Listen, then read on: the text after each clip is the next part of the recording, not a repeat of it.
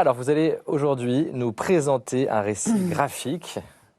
La médecin, une infectiologue, au temps du corona. Voilà la médecin et cette infectiologue Voilà, au alors temps c'est du vrai que c'est corona. très rare que je vous présente des BD, mais je l'ai trouvée extrêmement bien. Elle m'a beaucoup plu parce qu'en fait, elle permet tout simplement de s'immerger très rapidement dans le quotidien de cette médecin d'un hôpital parisien, Karine Lacombe. Alors ça se passe au moment de la première vague du Covid et on suit cette infectiologue lors de la montée en puissance de l'épidémie. Alors on la suit à l'hôpital, bien sûr, lors de ses réunions avec ses équipes, à la maison, avec sa famille et puis auprès des patients dans les services de réanimation, mais aussi lors de ses nombreuses apparitions sur les plateaux télé. Alors on voit que cette femme, Karine Lacombe, elle est sans cesse accaparée par cette crise qui déferle. Et puis en parallèle, on a l'histoire d'une jeune femme qui s'appelle Livia, une jeune femme d'origine italienne qui va attraper le Covid et être admise en réanimation et dont l'entourage a vraiment du mal à prendre au sérieux la gravité de sa situation.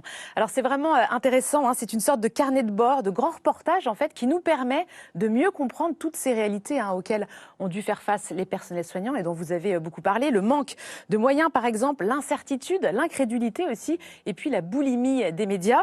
Alors, les dessins sont simples, ils sont couleur bleu hôpital, ce qui nous permet de nous mettre très rapidement dans cette ambiance. La médecin, une infectiologue au temps du corona, c'est donc de Karine Lacombe.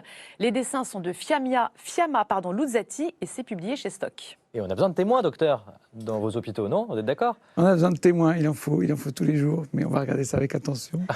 Et l'espérance passe par là, moi je pense.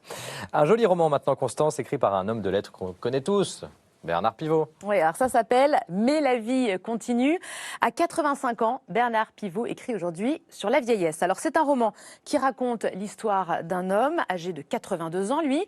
C'est un ancien éditeur, il vit à Paris entouré de ses amis et il partage ses journées entre ses balades, ses lectures, ses heures d'écriture et puis ses petits rituels. Après avoir passé sa vie à courir les rendez-vous, le succès et le pouvoir, l'octogénaire apprend la lenteur et il y prend goût, nous dit-il. Il a enfin le temps de rêver. Alors il a toute une bande d'amis avec laquelle il se baptise les JOP, les jeunes octogénaires parisiens. Et leur mot d'ordre, c'est l'humour et la gaieté qui leur permettent, disent-ils, d'oublier leur santé vacillante. Parce que, nous dit le narrateur, à 80 ans, le comment ça va n'est plus de la politesse, mais c'est une question médicale.